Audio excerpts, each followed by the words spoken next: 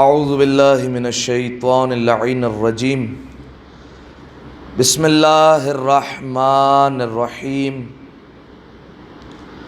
الحمد للہ الذی یخلق ولم یخلق ویرزق ولا یرزق ویطعم ولا یطعم ثم الصلاة والسلام علی عبدک ونبیک وصفیک ورسولک وخیرتک من الخلق ابی القاسم محمد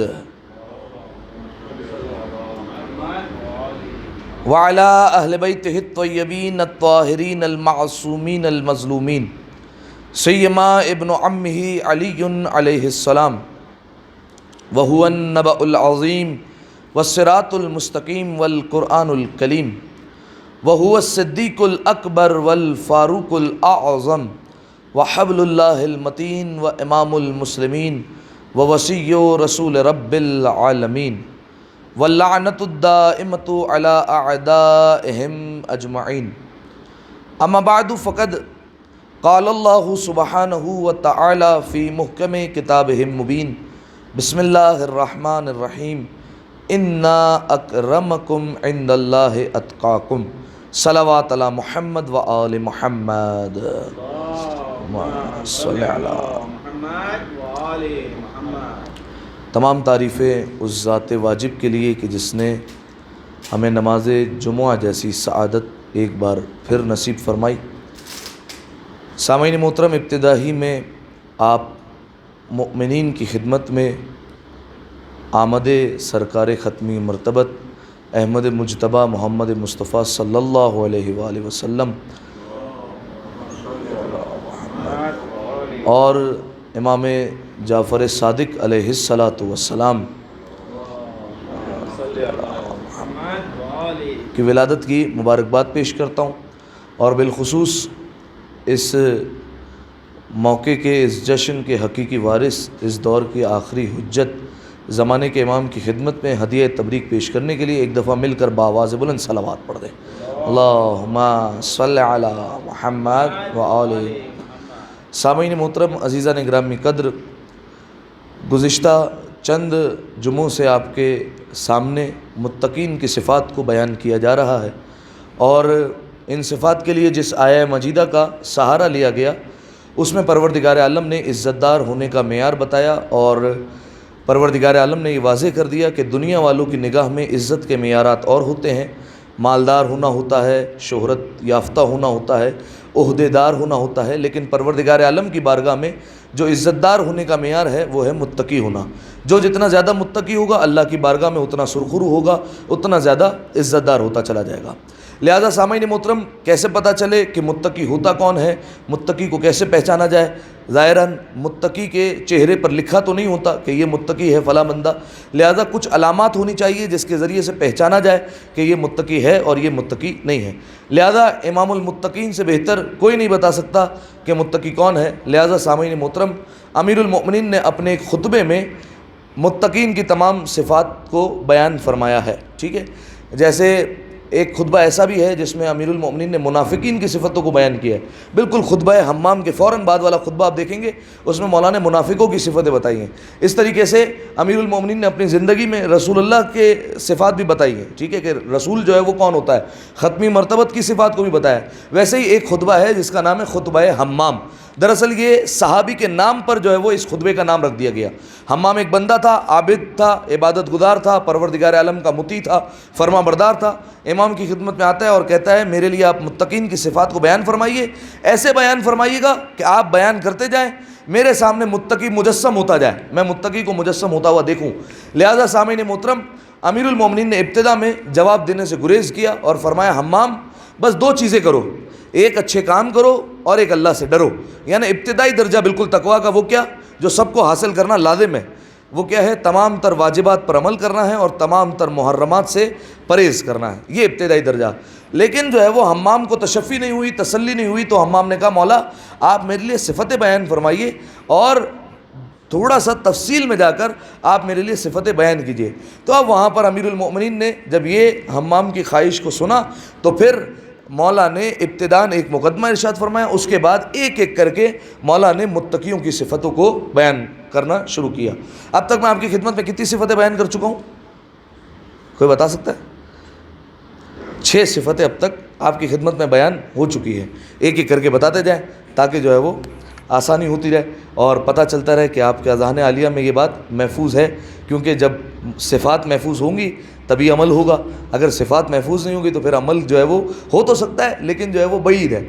لہذا سامعین محترم، اور ابتدا ہے، دیکھیے ابھی جو ہے وہ ابتداً صفتیں بیان کر رہے ہیں، جب تک 8-10 صفتیں ہوں گی تو آپ سے جو ہے وہ پوچھتے رہیں گے کہ بتاتے رہیے بھائی کیا کیا بیان ہوا ہے، لیکن جو ہے وہ بالفرض 25 صفت پر پہنچ گئے، 30 صفتوں پر پہنچ گئے تو پھر نہیں پوچھیں گے بتائیں 12 نمبر پر کیا بولا تھا اور 13 نمبر پر کیا بولا تھا، پھر تو نہیں ہوگا۔ لیکن جو ہے وہ ابھی ابتدا ہے تو پتہ چلتا رہے کہ آپ کے اذہان عالیہ میں کم از کم کچھ صفتیں تو محفوظ ہو رہی ہیں، اور اگر بالفرض کسی نے ایک صفت بھی اپنا لی تو جو ہے وہ یہ بہت ہے۔ تو بتائیے پہلی صفت،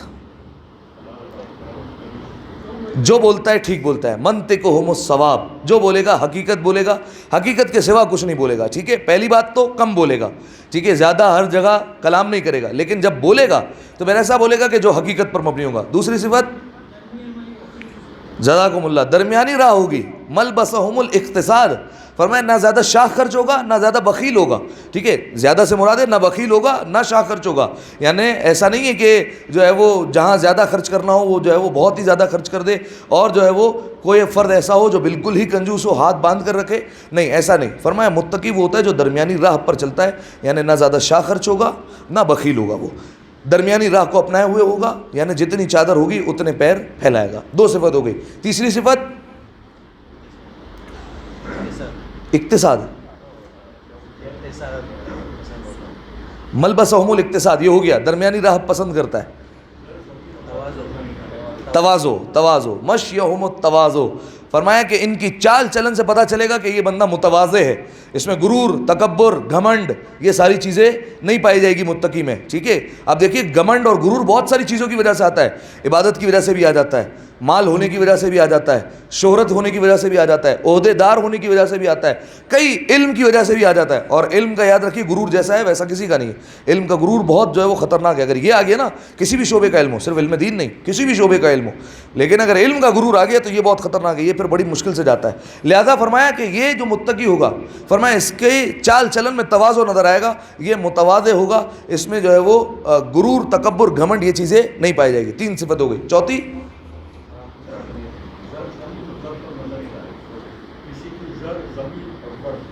جزاکم اللہ، آپ نے اشارہ کر دیا، وَغَضُّوا أَبْصَارَهُمْ أَمَّا حَرَّمَ اللَّهُ عَلَيْهِمْ، اللہ نے جو جو چیزیں اس پر حرام کی ہے اسے نگاہیں پھیر کر چلے گا، آنکھیں بند نہیں کرے گا، پتہ سب ہے، لیکن نگاہیں پھیر کر چلے گا جن چیزوں کو اللہ نے اس پر حرام کر دیا ہے۔ دیکھیں یہاں پر صرف نامحرم کی بات نہیں ہو رہی، ٹھیک ہے، یہاں پر ہر جو ہے وہ حرام کام کی بات ہو رہی ہے۔ اسی طریقے سے جیسے کسی کی دوسری کی جائیداد، کسی کی پراپرٹی، کسی کا جو ہے وہ اور کوئی بزنس، کوئی کاروبار، مال حرام، شراب، یہ ساری کی ساری چیزیں اللہ نے اس پر حرام کی، سب سے نظریں پھیر کر چلے گا۔ 5ویں صفت،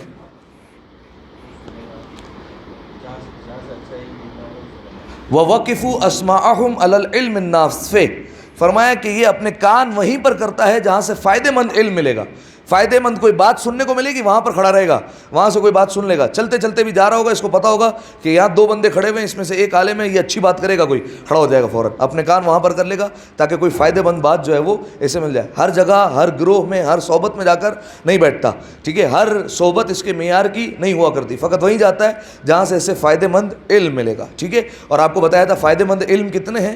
3 ہی ہیں، علم عقائد، علم فقہ اور علم اخلاق۔ اچھا 5 صفت ہو گئی۔ آخری صفت جو بیان کی تھی آپ کے سامنے وہ کیا تھی؟ آخری تو بدرجہ اولا یاد ہونی چاہیے تھی کیونکہ وہی آخری میں بیان کی تھی۔ علیکم السلام،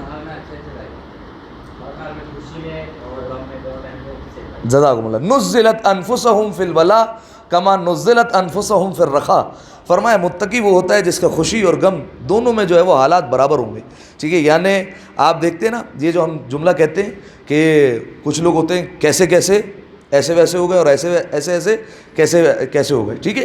لہذا سامعین محترم یہ ہوتا ہے، زندگی میں اتار چڑھاؤ ہوتا ہے، عروج بھی آتا ہے، زوال بھی آتا ہے، لیکن متقی ایسا نہیں ہوتا کہ بالفرض جو ہے وہ غربت ہے تو آپ کو دعائے کمیل میں بھی دکھے گا، دعائے ندبہ میں بھی روزانہ آ رہا ہے، صبح صبح نماز جماعت میں بھی پہلی صف میں کھڑا ہو رہا ہے، غریبوں کی جو ہے وہ اپنی حد تک مدد بھی کر رہا ہے، گھر جا کر ان کو پہنچا رہا ہے۔ دیکھیے اپنی ذمہ داری ہوتی ہے جا کر پہنچانا، غریب کی ذمہ داری نہیں ہے کہ آپ کے گھر پر آ کر خمس لے گا، خمس آپ پر واجب ہے، آپ پر پہنچانا ہے۔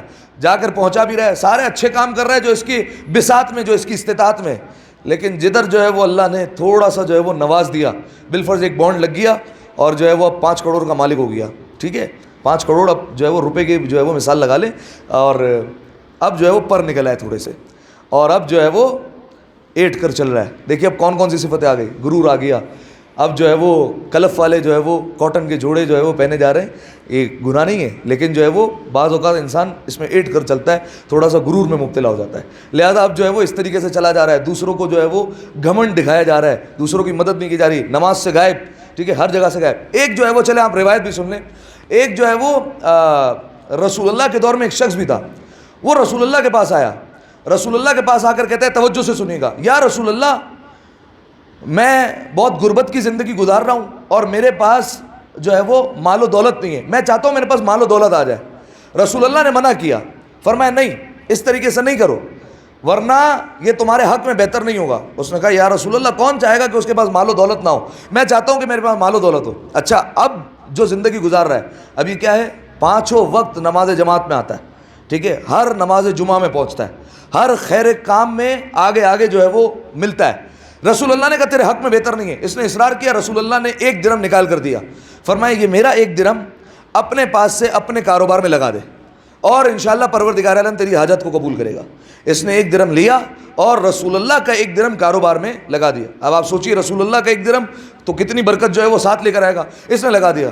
اب ہوا یہ کہ اتنی ترقی ملی کہ عرب کا سب سے امیر ترین شخص ہو گیا، ٹھیک ہے، اتنی دولت آ گئی اس کے پاس۔ لیکن ہوا کیا، جو پہلے 5 وقت نماز جماعت میں آتا تھا، تھوڑا سا پیسہ آیا تو نماز جماعت میں آنا بند ہو گیا، اب صرف جمعے آ رہا ہے، ٹھیک ہے۔ اس کے بعد اور زیادہ دولت آئی، اب جمعے سے بھی ہٹ گیا، اب کس میں جا رہا ہے، اب صرف عید کی نماز پڑھنے جا رہا ہے، صرف اس میں جو ہے وہ نظر آتا ہے اور کسی میں جو ہے وہ نظر نہیں آتا، ہر خیر کے کام سے جو ہے وہ دور ہو گیا، کہیں پر بھی نظر نہیں آ رہا۔ رسول اللہ نے کہا میں کہا کرتا تھا کہ یہ اس کے حق میں بہتر نہیں ہے، لیکن جو ہے وہ اس نے میری نہ سنی، اس نے اصرار کیا، لہذا میں نے اسے 1 درہم برکت کے طور پر دے دیا، اب یہ اس کا ناجائز فائدہ اٹھا رہا ہے۔ رسول اللہ نے کچھ لوگوں کو بھیجا کہ جاؤ جا کر اس سے زکوٰۃ لے کر آؤ، ٹھیک ہے، یعنی اس کا مویشیوں کا کاروبار تھا اور فصلیں تھی، کھیتی باڑی تھی، سب کچھ تھا، کہا اس پر زکوٰۃ واجب ہے، اس سے زکوٰۃ لے کر آؤ۔ گئے لوگ، کہا کہ زکوٰۃ دے دو، اس نے پہلے لوگوں کو جھڑک دیا کہ جاؤ میں نہیں دیتا، میں کیوں دوں تمہیں زکوٰۃ۔ پھر اس کے بعد اس نے ایک اور جملہ کہا اچھا ٹھیک ہے زکوٰۃ دے دوں گا، لیکن رسول کو کہو خود چل کر میرے پاس آئے پھر زکوٰۃ دوں گا، ٹھیک ہے۔ اب یہ جرت آ گئی مال کی وجہ سے۔ رسول اللہ گئے، منع نہیں کیا، رسول اللہ نے گئے، رسول اللہ نے کہا تیری زکوٰۃ نہیں چاہیے، میرا وہ 1 درہم تھا وہ مجھے واپس دے دے، بس وہ 1 درہم واپس چاہیے۔ اس نے کہا 1 درہم، اس نے اٹھا کر رسول اللہ کو 1 درہم واپس دیا۔ اب جو رسول اللہ کا 1 درہم نکلا وہاں سے، اب جو ہے وہ خسارہ ہونا شروع، اور ویسے ہی جو ہے وہ نقصان ہونا شروع ہو گیا، اور بالکل اسی حالت پہ آ گیا۔ اب دوبارہ جو ہے وہ 5 وقت نماز جماعت میں نظر آنے لگا، ویسے ہی نماز جمعہ میں، ویسے ہی نماز عید میں۔ رسول اللہ نے کہا کہ کچھ حالت ایسی ہوتی ہے جو بعض بندوں کو راس نہیں آتی ہے، ٹھیک ہے، لہذا متقی کی صفت یہ، متقی خوشی غم دونوں میں اس کا جو ہے وہ رویہ ایک جیسا ہوگا، کبھی بھی آپ کو اس میں بدلاؤ نظر نہیں آئے گا۔ ایسا نہیں کہ خوشی تھی تب جو ہے وہ خرچ کرتا تھا، اب مصیبتیں آئیں تو اب جو ہے وہ ٹیڑھے منہ سے بات کرتا ہے، چڑھ کر بات کرتا ہے، گھر میں جو ہے وہ تباہی آ گئی اور جو ہے وہ اچھا اخلاق نہیں ہے، سب نہیں ہے، نہیں ایسا نہیں ہوتا۔ متقی وہ ہوتا ہے جو ہمیشہ جو ہے وہ درمیانہ رہتا ہے، اچھے حالات ہو برے حالات ہو، اس کا اس کے حالات میں، اس کے رویے میں تبدیلی نہیں آتی۔ ایک دفعہ صلوات پڑھیں مل کر بآواز بلند، اللہم صلی علی۔ آج ایک عجیب صفت، 7ویں صفت سنیے گا، اور وہ 7ویں صفت یہ ہے وَلَوْلَا الْأَجَلُ الَّذِي كَتَبَ اللَّهُ عَلَيْهِمْ لَمْ تَسْتَقِرْ أَرْوَاحُهُمْ فِي أَجْسَادِهِمْ طَرَفَةَ عَيْنٍ شَوْقًا إِلَى الثَّوَابِ وَخَوْفًا مِنَ الْعِقَابِ۔ فرمایا اگر اللہ نے ان متقیوں کے لیے موت کو نہ لکھا ہوتا، معین نہ کیا ہوتا، یعنی پروردگار عالم نے ہر ایک کی موت لکھ دی ہے کہ فلاں بندے کو موت 60 سال کی عمر میں آئے گی، فلاں بندہ 70 سال کی عمر میں چلا جائے گا، فلاں بندہ 100 سال کی عمر میں۔ فرمایا اگر متقیوں کی موت معین نہ ہوتی، اللہ نے لکھی نہ ہوتی، فرمایا ان کی روحیں ان کے جسموں میں ایک لمحے کے لیے بھی نہ ٹھہرتی، نکل جاتی۔ کیوں نکل جاتی وہ بتاتا ہوں بھی وجہ، لیکن پہلے یہ طے ہو جائے کہ یہ کہا گیا کہ موت کو اللہ نے معین کیا ہوا ہے. تو ہم جو کہتے ہیں کہ صدقہ دے دو تو موت ٹل جائے گی، صلہ رحمی کر لو تو زندگی میں اضافہ ہو جائے گا، اور جو ہے وہ فلاں کام کر لو تو آپ کی عمر میں جو ہے وہ برکت آ جائے گی، تو اس کا کیا مطلب ہے؟ یہاں پر ایک طرف کہا جا رہا ہے کہ موت معین ہے، اور ایک طرف کہا جا رہا ہے کہ صدقہ دو تو موت ٹل جائے گی. اس کا کیا مطلب ہے؟ یہ اکثر سوال پوچھا جاتا ہے. جیسے بالفرض ایک امیر المؤمنین سے سوال کیا گیا تھا کہ ہر چیز پروردگار عالم نے جب تقدیر میں لکھ دی ہے تو میں دعا کیا مانگوں، دعا کیوں مانگوں، میں کیوں پروردگار عالم سے مانگوں کہ فلاں چیز مجھے دے دے، فلاں چیز مجھے دے دے، میں کیوں جو ہے وہ پروردگار عالم سے سوال کروں جب اس نے تقدیر میں لکھ دیا ہے جو لکھا ہے وہ ملے گا، تو میں دعا کیوں مانگوں؟ تو امیر المؤمنین نے بڑا خوبصورت جواب دیا، فرمایا ہو سکتا ہے تقدیر میں یہ لکھا ہو کہ دعا مانگو گے تو ملے گا، لہذا کہا کچھ بھی ہو سکتا ہے. لہذا سامعین محترم اس کا جواب بتائیے کہ ایک طرف کہا جا رہا ہے کہ موت جو ہے وہ معین ہے، دوسری طرف روایتیں کہتی ہیں صدقہ دو تو موت ٹل جائے گی، صلہ رحمی کرو تو عمر میں اضافہ ہو جائے گا. اس کا کیا مطلب ہے؟ نہیں دیکھیے، ایک اللہ کا علم ہے، اللہ کا علم ہے کہ اس بندے کو موت اتنے برس کی عمر میں آنے والی ہے، وہ تو آئے گی، اور ایک طرف کہہ رہے ہیں کہ صدقہ دو تو موت ٹل جاتی ہے. اس کا کیا مطلب ہے؟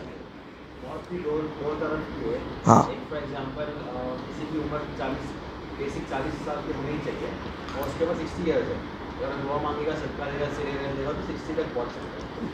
جزاکم اللہ، تقریباً جواب آ گیا. موت کی دو قسمیں، ایک موت حتمی، ایک موت غیر حتمی. حتمی موت وہ ہے بالفرض پروردگار عالم کے علم ہے کہ یہ بندہ 80 سال کی عمر میں دنیا سے چلا جائے گا.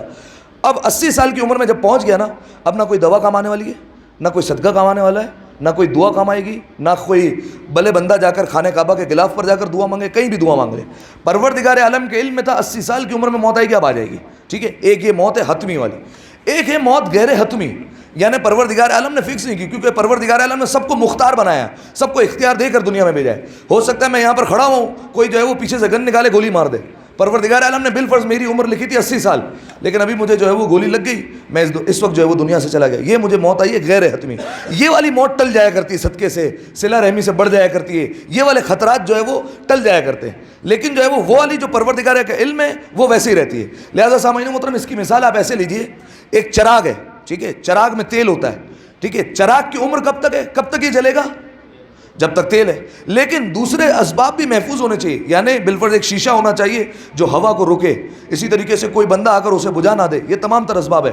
اگر بالفرض وہ کوئی شیشہ نہیں تھا اور جو ہے وہ رات کو ہوا چلی بجھ گیا، آپ کہیں یار یہ تو تیل تک آپ نے کہا تھا کہ جب تک تیل ہے جب تک چراغ جلے گا، یہ پہلے کیوں بجھ گیا؟ تو دوسرے اسباب محفوظ نہیں تھے. لیکن سارے اگر اسباب محفوظ ہے، شیشہ بھی لگا ہوا ہے، سب بندے اس کی حفاظت بھی کر رہے ہیں، اب کب تک جلے گا؟ جب تک اس میں تیل باقی ہے. لہذا سامعین محترم اس کی مثال ویسے ہی ہے. لہذا موت کیا کہا؟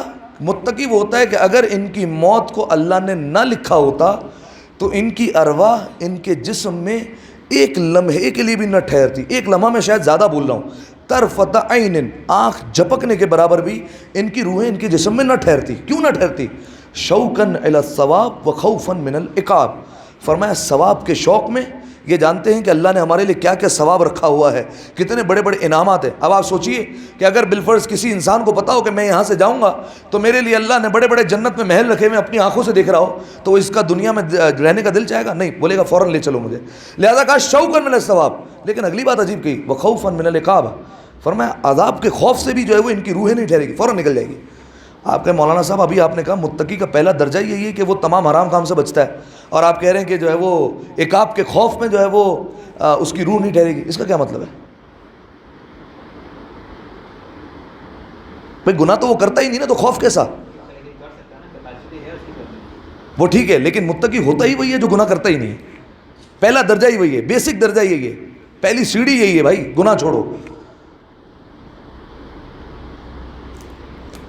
لیکن اب کہہ رہے ہیں کہ جو ہے وہ عقاب کے خوف میں، عذاب کے خوف میں اس کی روح نہیں ٹھہرے گی، نکل جائے گی. دو چیزوں کی وجہ سے، ایک ثواب کے شوق میں، یہ سمجھ میں آتا ہے، ایک ہے عقاب کے خوف میں، عذاب کے خوف میں نکل جائے گی روح. اس کا کیا مطلب ہے؟ دیکھیے سامعین محترم، اب آج صادقین کی ولادت بھی ہے، تو دونوں معصوموں کی ایک ایک حدیث پڑھتا ہوں. رسول اللہ احمد مجتبیٰ محمد مصطفیٰ صلی اللہ علیہ وآلہ وسلم، اللہم صلی علی محمد. رسول اللہ کی ایک حدیث کا مفہوم یہ ہے کہ مومن ہوتا ہی وہی ہے جو اپنے انجام سے خوف زدہ ہوتا ہے. ٹھیک ہے، اپنے اینڈ سے ہمیشہ خوف زدہ ہوگا، حالانکہ سب اچھے کام کیے لیکن پھر بھی خوف زدہ ہوگا کہ یار کچھ نہ کچھ ہو سکتا ہے اینڈ میں. ہمیشہ اپنے انجام سے اس کو خوف محسوس ہوگا، ڈر محسوس ہوگا، لہذا مومن وہ ہوتا ہے۔ رسول اللہ کی ایک حدیث۔ اب چھٹے امام کی ایک روایت سنیے۔ چھٹے امام نے فرمایا کہ جناب لقمان حکیم نے اپنے بیٹے سے کچھ نصیحتیں کی تھی۔ چھٹے امام نے فرمایا ایک نصیحت بڑی عجیب نصیحت کی۔ وہ نصیحت کیا تھی؟ فرمایا کہ دیکھیے امام کہہ رہے ہیں عجیب تو کتنی عجیب ہوگی۔ جناب لقمان نے اپنے بیٹے سے کہا دیکھو بیٹا، اگر تمہارے نامہ اعمال میں، توجہ سے سنیے گا، اگر تمہارے نامہ اعمال میں ثقلین کے برابر بھی نیکیاں ہوں، ثقلین مطلب جن اور انسان، ٹھیک ہے، انسانوں اور جنوں کے برابر بھی تمہارے نامہ اعمال میں نیکیاں لکھی ہوں، تب بھی جو ہے وہ پروردگار عالم کے عذاب سے اپنے آپ کو محفوظ مت سمجھنا۔ عجیب نصیحت ہے بھائی، ایک بندے کے نامہ اعمال میں سب کچھ ہے، نیکیاں ہی نیکیاں ہیں، جن اور انسان کے برابر، پھر بھی جو ہے وہ اپنے آپ کو پروردگار عالم کے عذاب سے محفوظ مت سمجھ لینا۔ اور اگر تمہارے نامہ اعمال میں ثقلین کے برابر جو ہے وہ گناہ ہے، جن اور انسان کے برابر گناہ ہے، پھر بھی اپنے آپ کو اللہ کی رحمت سے مایوس مت سمجھنا، ٹھیک ہے۔ یعنی متقی وہ ہوتا ہے کہ جس کے دل میں دونوں چیزیں برابر بھی ہوتی ہیں، امید اور خوف۔ یعنی اگر گناہ ہے تب بھی وہ یہ سوچے گا کہ بھائی اگر پروردگار عالم قیامت میں یہ کہے کہ ایک بندے کو میں بخش دوں گا تو ایک بندہ میں ہوں، ٹھیک ہے، امید ہوگی میں بخشا جاؤں گا۔ اور اگر پروردگار عالم کہے کہ بھائی سب جنت میں جا رہے ہیں، ایک بندہ جہنم میں جا رہا ہے، تو خوف ہوگا وہ ایک بندہ میں ہی ہوں، دونوں برابر ہوگا، ٹھیک ہے۔ اسے کہتے ہیں متقی، دونوں چیزیں جو ہے وہ لیول پہ رکھے گا، یعنی دل میں جو ہے وہ ثواب کا شوق بھی ہوگا اور اپنے عذاب کا خوف بھی ہوگا۔ ایک دفعہ صلوات پڑھیں مل کر بآواز بلند، اللہم صلی علی محمد۔ اس سے بہتر صلوات پڑھیں نا بھائی مل کر، اللہم صلی علی محمد۔ اس کی بہترین مثال کون سی ہے جانتے ہیں؟ کوئی دے سکتا ہے تاریخ سے بہترین مثال کہ گناہ ہو لیکن پھر بھی جو ہے وہ امید ہو اور اس امید کی وجہ سے بچ گیا؟ جزاکم اللہ، جناب حر سلام اللہ علیہ۔ جیسا گناہ اور جیسی غلطی تھی ویسی کسی کی نہیں ہو سکتی، ٹھیک ہے۔ امام وقت کے لجام فرس میں ہاتھ ڈال کر روک لیا اور کہا کہ یہیں رکنا پڑے گا، یہیں ٹھہرو گے، ہمارے اشارے پر چلو گے۔ امام کو کہہ رہے ہیں ہمارے اشارے پر چلنا پڑے گا، یہاں سے آگے جانے نہیں دوں گا۔ اس سے بڑھ کر جو ہے وہ نہیں ہو سکتا گناہ کہ امام کا رستہ روک لیا، ٹھیک ہے۔ لیکن امام نے ایک جملہ کہہ دیا، فرمایا حر تیری ماں تیرے غم میں بیٹھے۔ اس نے سامنے سے کہا، دیکھیے جانتا سب ہے یہ نواسہ رسول ہے، اس کی ماں فاطمہ ہے، اس کے بابا علی ہیں، سب جانتا ہے۔ سامنے سے کیا کہا کہ اے حسین، اگر عرب میں سے کوئی اور مجھے یہ جملہ کہتا بعین ہی یہی جملہ میں اس پر پلٹا دیتا، واپس کہہ دیتا، اس کی ماں کے بارے میں بھی یہی کہتا، لیکن میں کیا کروں، آپ کی ماں فاطمہ ہے، میں نہیں کہہ سکتا۔ یہی بات تھی کہ جو حر کو لے کر آئی۔ آپ دیکھیے جب 10ویں محرم کو جناب حر آ رہے ہیں تو یہ سوچا جا سکتا تھا نا کہ میرا گناہ اتنا بڑا ہے، کہاں حسین معاف کریں گے، لیکن نہیں، امید تھی کہ جب گناہ اتنا بڑا ہے تو سامنے جو ہے وہ رحمت بھی اتنی بڑی کھڑی ہوئی ہے، حسین معاف بھی کر سکتے ہیں، لہٰذا آئے اور اپنے جو ہے وہ معافی قبول کروائی اور معذرت جو ہے وہ امام حسین علیہ السلام سے لے لی۔ لہٰذا متقی وہ ہوتا ہے جس کے دل میں خوف اور امید دونوں کے دونوں جو ہے وہ برابر ہوتی ہے۔ ایک دفعہ صلوات پڑھیں مل کر بآواز بلند، اللہم صلی علی محمد وآل۔ دعا ہے پروردگار عالم سے، پروردگارہ ہماری اس عبادت کو اپنی بارگاہ میں قبول فرما، ہمارے تمام گناہ صغیرہ اور کبیرہ کو معاف فرما، پالنے والے جو متقین کی صفات سن رہے ہیں ان پر عمل کرنے کی توفیق عطا فرما، اہل بیت علیہ السلام کی اطاعت کرنے کی توفیق عطا فرما، معرفت امام میں مزید اضافہ فرما، محبت امام میں مزید اضافہ فرما، جنت البقیع کے تعمیر کے اسباب جلد از جلد مہیا فرما، تمام مقامات مقدسہ کی حفاظت فرما، تمام مقامات مقدسہ کی زیارت نصیب فرما، زمانے کے امام کے ظہور میں تعجیل فرما، ہمیں ان کے اعوان و انصار میں شمار فرما۔ اعوذ باللہ من الشیطان اللعین الرجیم، بسم اللہ الرحمن الرحیم، انا اعطیناک الکوثر فصل لربک وانحر ان شانئک هو الابتر۔ تمام دعاؤں کی قبولیت کے لیے مل کر 3 دفعہ بآواز بلند صلوات پڑھ دیں، اللہم صلی علی محمد وآل محمد، اللہم صلی علی محمد وآل محمد، اللہم صلی علی محمد وآل محمد۔ اعوذ باللہ من الشیطان اللعین الرجیم، بسم اللہ الرحمن الرحیم،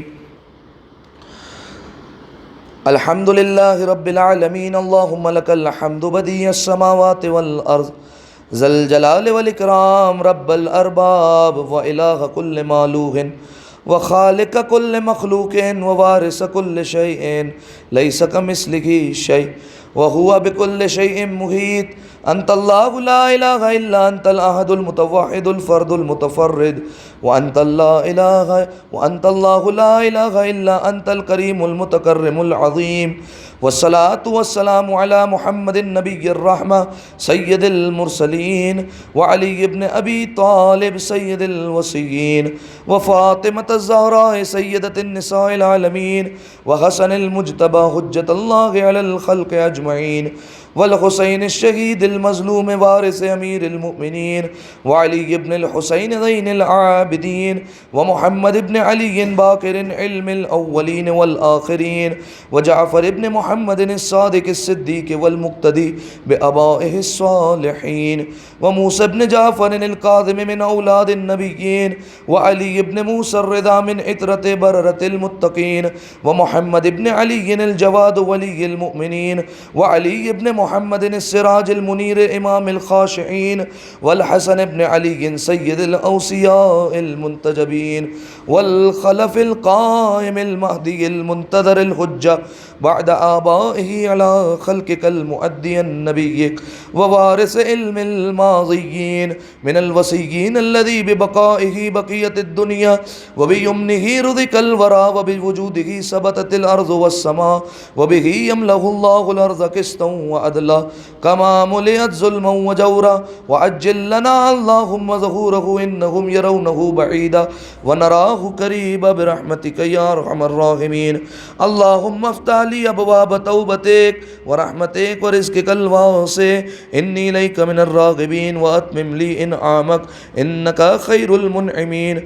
اللهم اجعل بقية عمري في أداء فرض الجمعات والحج والعمرة ابتغاء وجهك يا رب العالمين. صلى الله على محمد وآله الطيبين الطاهرين والسلام عليه وعليهم. مل کر صلوات پڑھتے رہو.